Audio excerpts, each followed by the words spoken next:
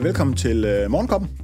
Det er jo vores første afsnit her i vores serie omkring digital strategi for mellemstore og store virksomheder, hvor vi vil prøve at give lidt input til dig, som arbejder med strategi og forretningsudvikling inden for e-commerce og online kundebetjening. Ja, det er jo der, vi er bedst. Det er der, hvor vi shiner.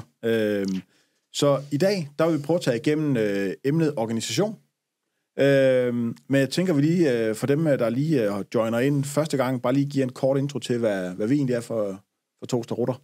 Ja, jamen, jeg hedder Kasper, og er udenrigsminister i Greve, og har de sidste 20 års tid arbejdet med e-handel, online kundebetjening.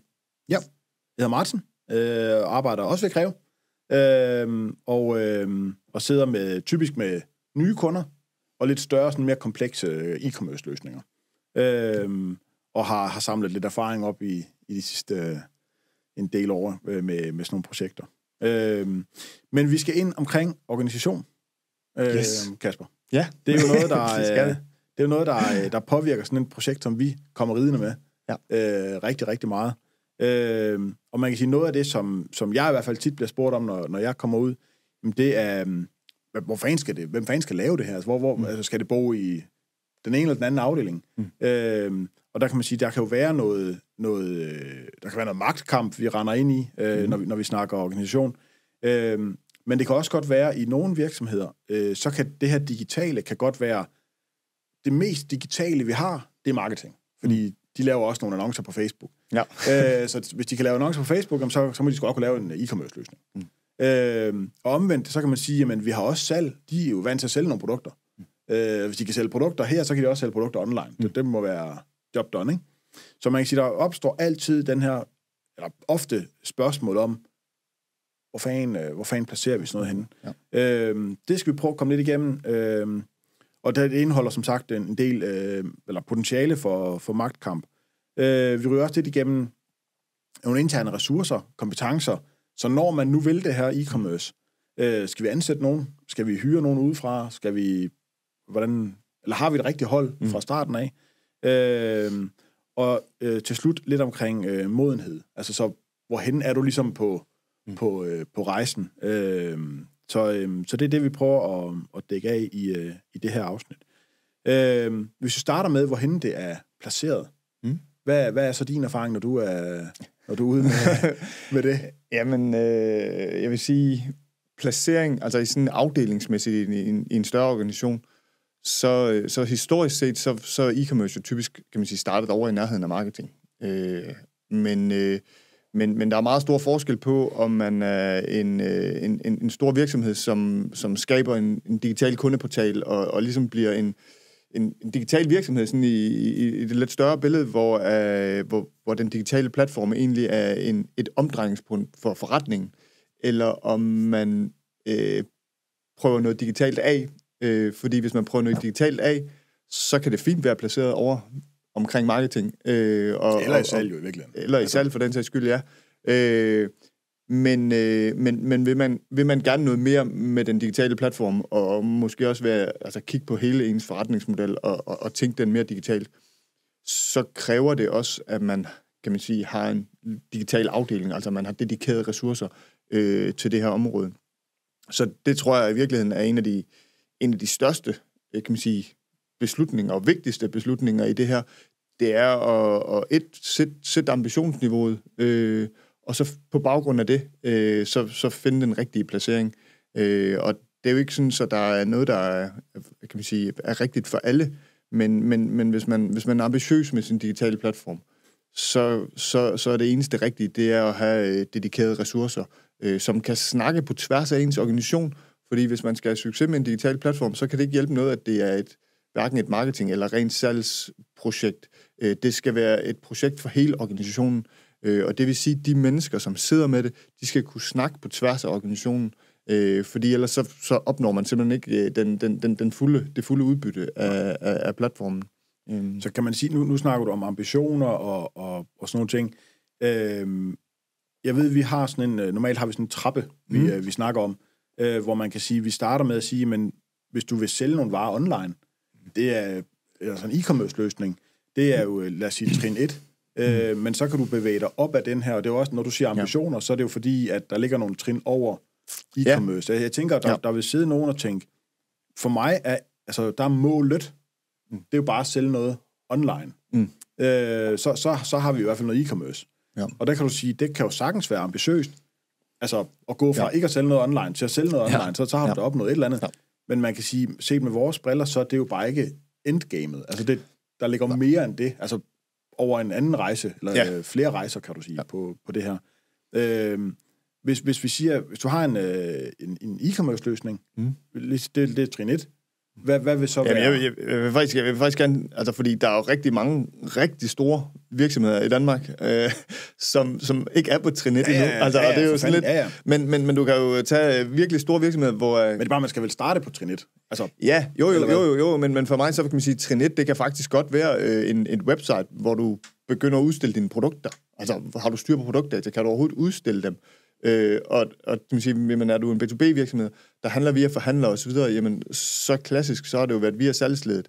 Og så kan det faktisk være et ret stort step at udstille alle dine produktdata, kan man sige, på en webplatform. Og til et stort step, så er det jo et stort step, det vil jeg ikke sige mentalt, men sådan, at det der med, at vi lige pludselig, så kan du se produkterne online. Det kunne man ikke før, der var det et katalog, vi så havde bladret i sammen med kunden, og det er den, du tænker på, ikke? Det er den rejse, men ellers så er det rigtigt nok jo step 1, når vi snakker e-commerce, det er jo at have en relativt simpel webshop, altså hvor du kan købe varer og produkter. Og der er jo også flere niveauer af det, fordi typisk, hvis vi starter med, kan man sige, det projekt, der kunne ligge over i nærheden af marketing, jamen så vil det jo, kan man sige, oftest være et eller andet afskåret, eller begrænset udsnit af produkter, og typisk så vil det være noget reservedel, eller noget et eller andet supplerende produkter, hvor man måske åbner op for, fordi det er sådan nogle ting, der er nemme for ens kunder at genkøbe og så videre. Det er heller ikke så farligt for forhandlerledet og sådan nogle ting. Det er ikke så farligt for forhandlerledet, det er heller ikke så farligt for sælgerne, fordi sælgerne, det der med at skulle sælge, reservedel, det er måske ikke det fedeste i verden, de vil gerne sælge de store projekter, som jeg siger. Så de vil synes, det er salg synes som regel, det er en rigtig god idé at sælge reservedel online. De synes måske ikke altid, det er verdens bedste idé at sælge de primære produkter online, selvom at det er sådan, at hvis man kigger på forretningen nok, oftest faktisk er en rigtig god idé, så er der som regel noget magtkamp der.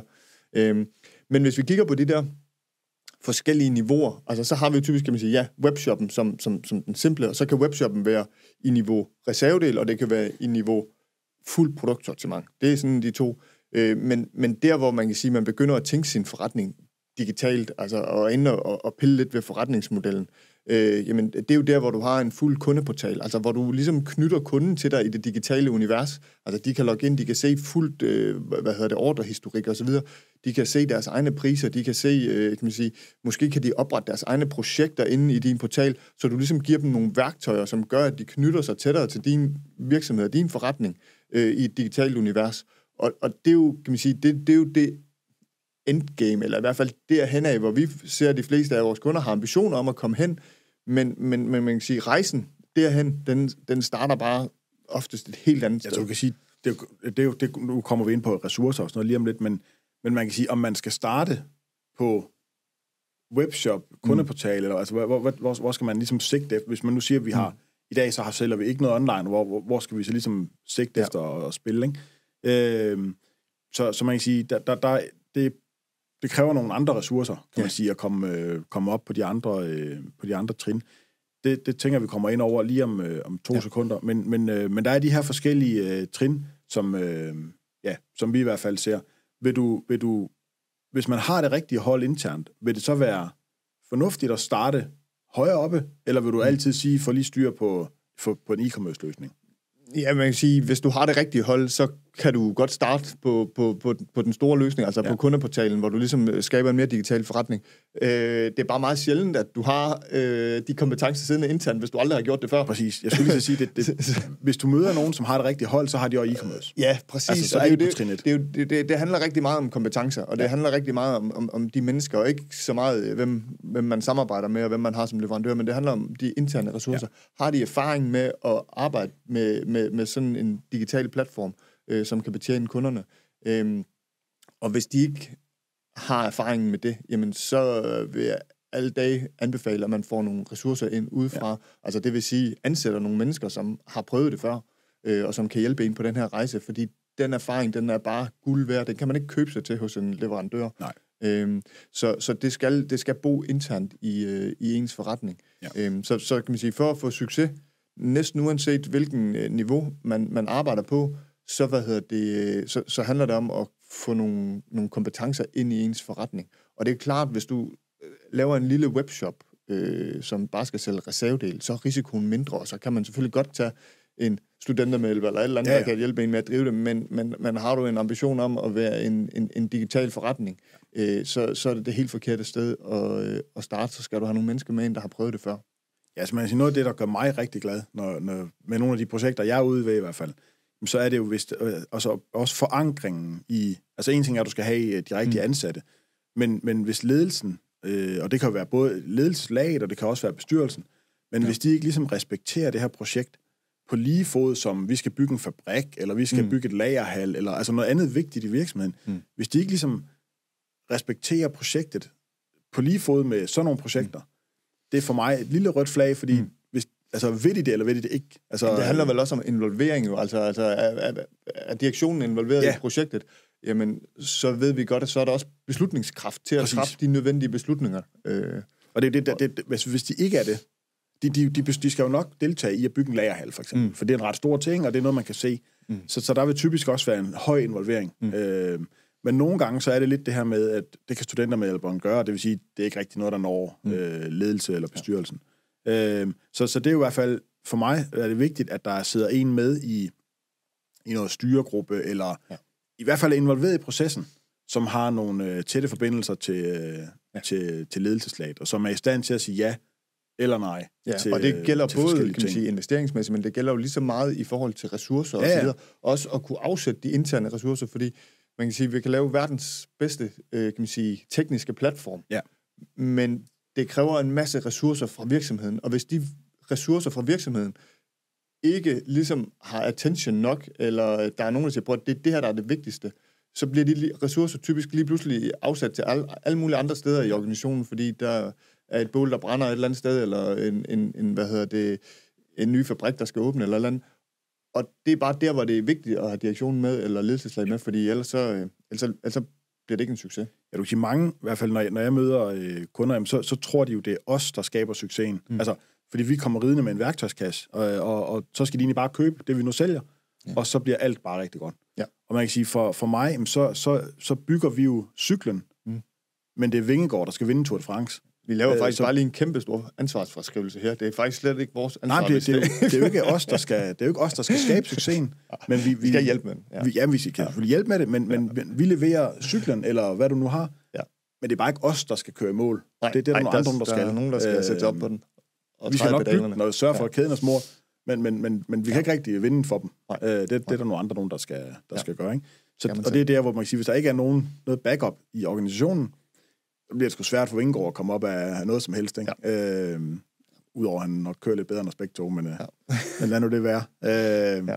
Så ved jeg også, når vi begynder at snakke om beslutningskraft, og skal det ligge i den ene afdeling og den anden afdeling, og så videre, så løber vi altid ind i, eller nogle gange, så løber vi ind i nogle magtkampe. Hvor vi kan være gode venner med nogen, og vi kan også være uvenner med nogle andre, eller gode venner med begge to, men de er uvenner, eller der sker i hvert fald et eller andet. Der sker rigtig tit noget med salg og marketing, eller nogle andre typer i virksomheden. Ja. Men hvad er din oplevelse, når vi nu kommer med sådan en e-commerce-løsning?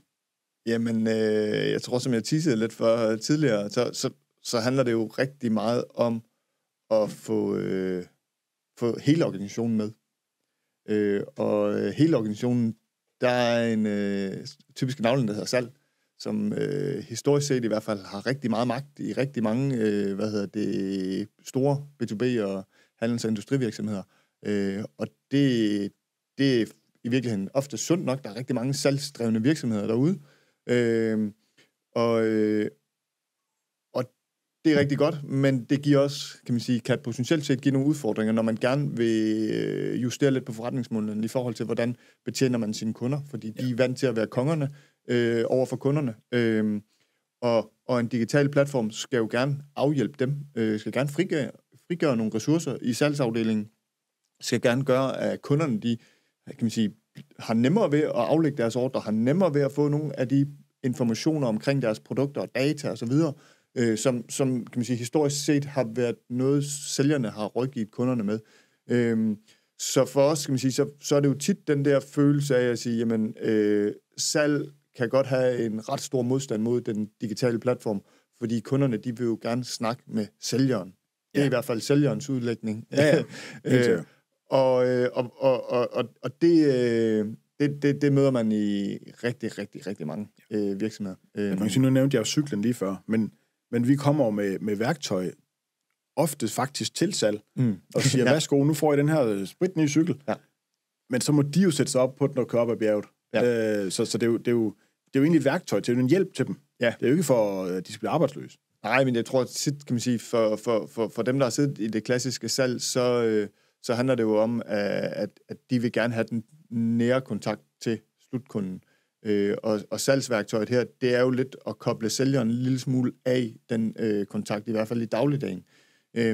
Men der er jo alle mulige ting, man kan gøre for at hjælpe det her på vej. Det er jo den positive del af historien. Men hvis man ikke starter med at være bevidst om, at der er den her udfordring, så kan man godt føle, at man kører lidt direkte ind i væggen, fordi det kræver en vis investering at få dem med. Det kan sagtens lade sig gøre, og der er egentlig, kan man sige, flere veje at gå. Den ene, det er selvfølgelig at lytte til sælgerne, og få dem med ombord fra starten af. Det tror jeg, det værste, man kan gøre, det er at ignorere sælgerne. Ja. Men en anden ting, man kan gøre, det er også at involvere dem, som sælgerne har respekt for. Og hvem er det? Det er kunderne. Det er oftest sådan, måske nogle gange de eneste, men i hvert fald nogle af dem, som sælgerne har respekt for. Det vil sige, gå ud og snakke med kunderne, få noget feedback fra kunderne af, som man kan tage med videre til salg også, og præsentere over for salg og sige, bror, det er jo ikke for vores skyld, vi gør det, det er for kundernes skyld. Og når de ligesom har accepten af, at det er kunderne, der faktisk gerne vil de her ting, så er det også meget nemmere at få salgsafdelingen med.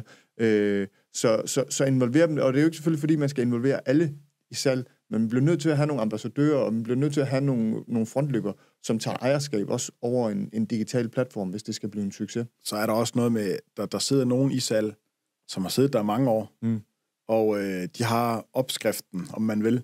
Jeg er vant til at besøge de her 5 kunder hver uge. Jeg ringer 2 gange til ham der, og 1 gang til ham der, og jeg får den omsætning ind, jeg nu skal. Ja. Alt er godt. Ja. Så det kører rigtig godt det her. Nu skal du ikke komme og forstyrre min hverdag.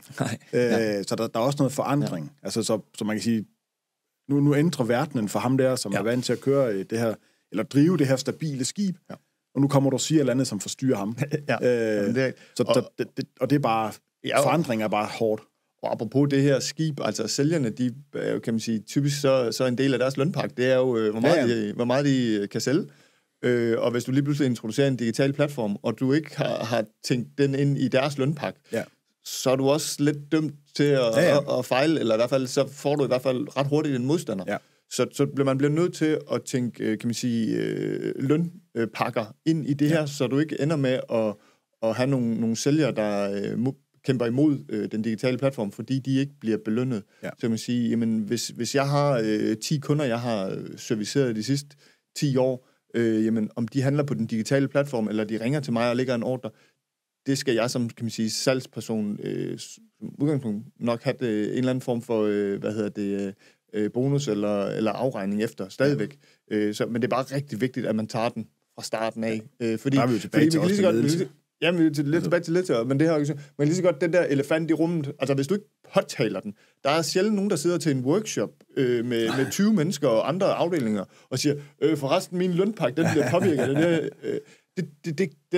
Den person, den har der ikke nogen, der har lyst til at være. Men de sidder alle sammen med den der følelse i maven, eller det er det, der ligger i baghovedet. Så man lige så godt fronte den, og så få det op til overfladen, fordi så kan man få dem med sig. Men hvis du ikke fronter den, så har du nogen, der er under overfladen i virkeligheden af modstandere, men de siger det måske ikke så direkte. Så det er meget nemmere at tage snakken, eller i hvert fald, hvis man gerne vil have en succes, så er man nødt til at have snakken. Lige præcis. Det er sådan nogle ting, der ligger og kan skabe de her kampe imellem, og det er typisk salg, fordi det er jo sjældent, at marketing synes, det er en dårlig dag. Ja. Men det påvirker heller ikke rigtigt deres sådan, det er bare en ny kanal for dem.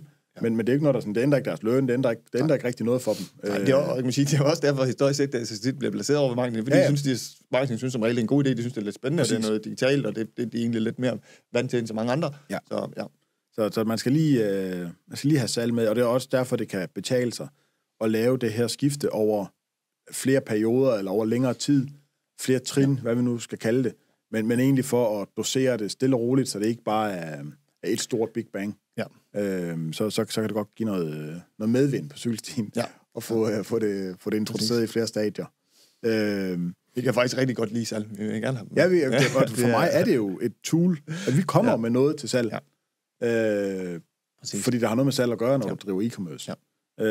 Så det er jo et værktøj til dem. De skulle gerne sælge noget mere på baggrund af sådan en løsning. Ja, præcis.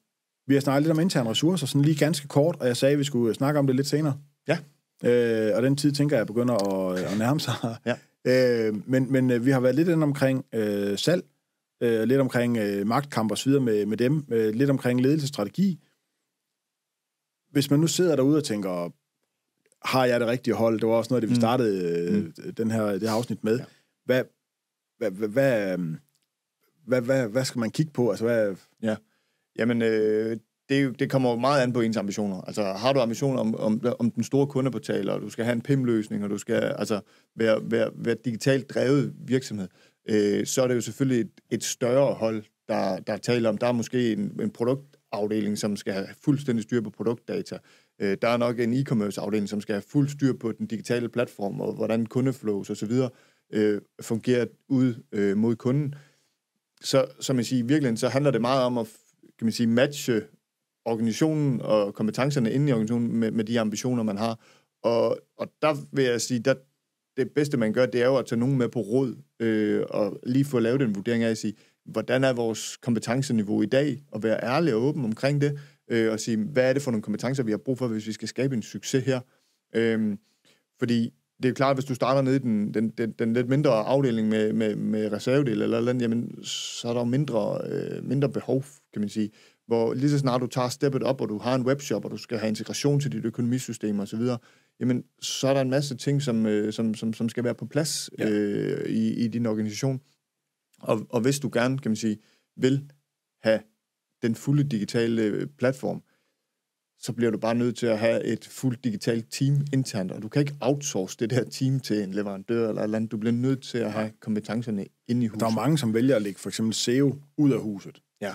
Og det kan man sige, det er måske okay, men du kan bare ikke lægge ud af huset en e-commerce manager, eller en PIM-ansvarlig, eller de her roller, fordi det er så tæt bundet til alt internt. Ja. Så det vil kræve en, der sidder inde i butikken og ved, hvad det er for noget. Og du kan sige, hvis du åbner en ny butik, hvis du nu er en fysisk butik, og åbner en butik et eller andet sted, du vil aldrig nogensinde åbne en butik uden en butiksansvarlig, en lageransvarlig og så videre. Det vil man jo aldrig gøre. Du vil aldrig ansætte en åben butik, og så er der bare en, der sidder ved kassen og håber, at der er varer på hylden. Så du vil jo, men på en eller anden måde er det bare nemmere at forstå, hvis du åbner en ny butik, fordi det giver god mening, der er en, der har ansvar for butikken. Men det er jo fuldstændig det samme, når du åbner en e-commerce. Det er jo bare en anden butik. Der er selvfølgelig også en, der er ansvarlig. Der er også en, der er ansvarlig for shipment, eller for data, eller hvad det nu er for noget, vi har med at gøre. Og det er bare det step, som mange springer over, eller ikke er opmærksom på i hvert fald. Ja. Fordi det er online, så tænker man, så er der ikke nogen, der skal kigge på det. Så finder vi en eller anden ung gut, der lige kan se med. Altså, det er analogien omkring det der med at åbne en butik, den er rigtig god. Og så må man sige, men hvad er ambitionen for den der butik? Er det den butik, der skal være dit nye primære udsalgssted? Jamen, så kræver det også nogle investeringer, altså på tværs, altså teknologi. Du vil ikke sætte studenter med ind som ansvarlig for butikken. Nej, præcis. Så kan man sige, den del omkring kompetencerne, det kræver at man sætter sig ned og siger, okay, det er de her ambitioner, jeg har.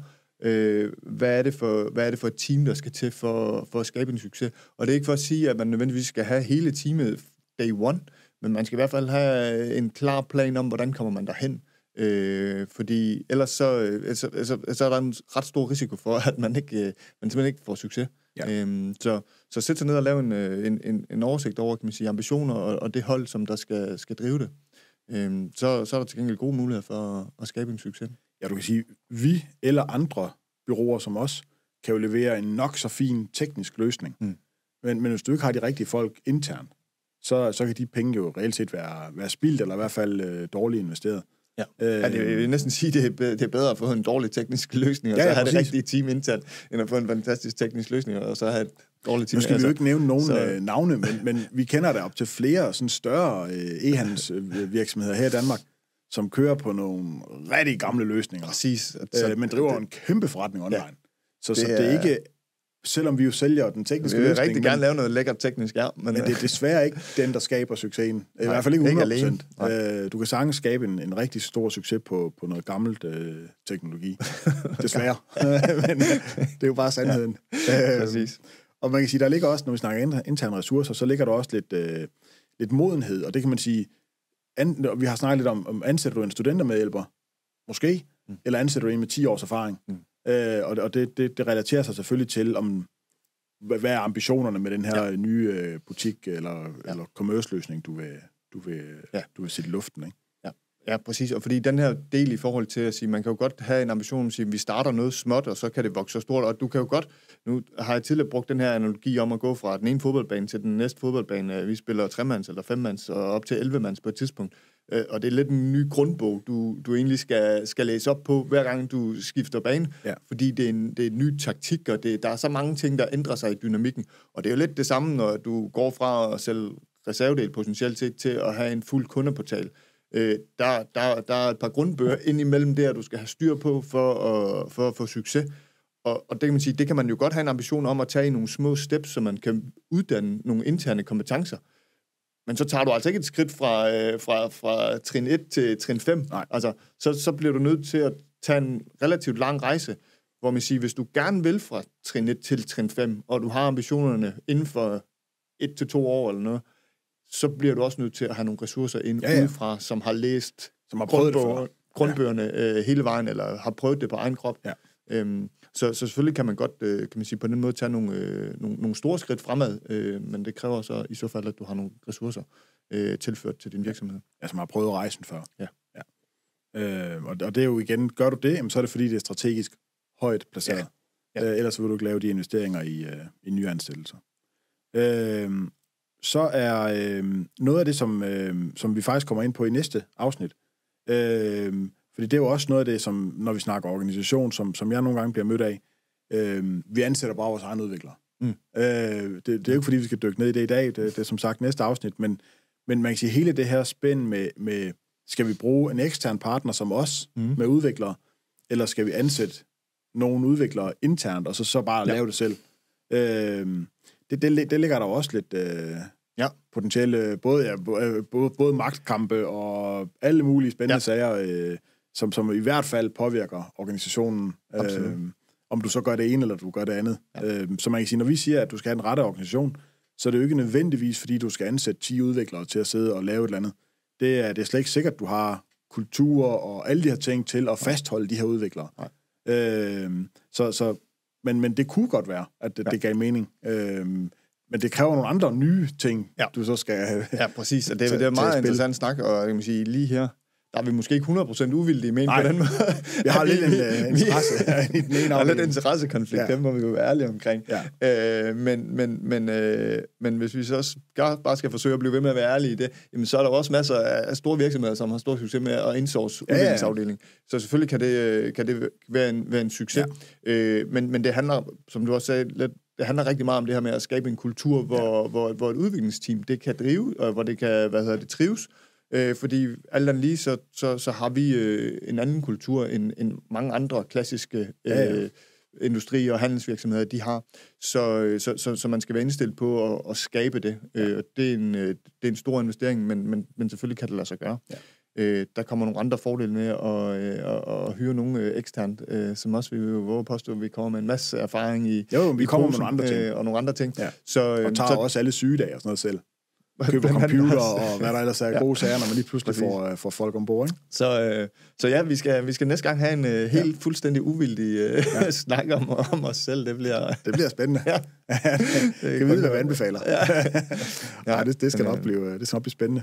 Ja. Men det er næste gang, vi dykker lidt ned i den her intern-ekstern udviklingsafdeling. Yes. Så jeg tror egentlig bare, vi vil sige, det var, hvad vi havde af gode anbefalinger omkring organisation. Ja, der er ikke mere kaffe i koppen. Og der er heller ikke mere kaffe, nej, så vi skal have noget nyt. Men det var sådan lige, hvad vi havde af gode input til organisationen, når man sidder derude og overvejer sådan en rejse, som det i virkeligheden er. Ja. Så jeg tror kun, vi er tilbage og sige tak for den her gang, og vi ses til næste afsnit omkring intern og ekstern udvikling.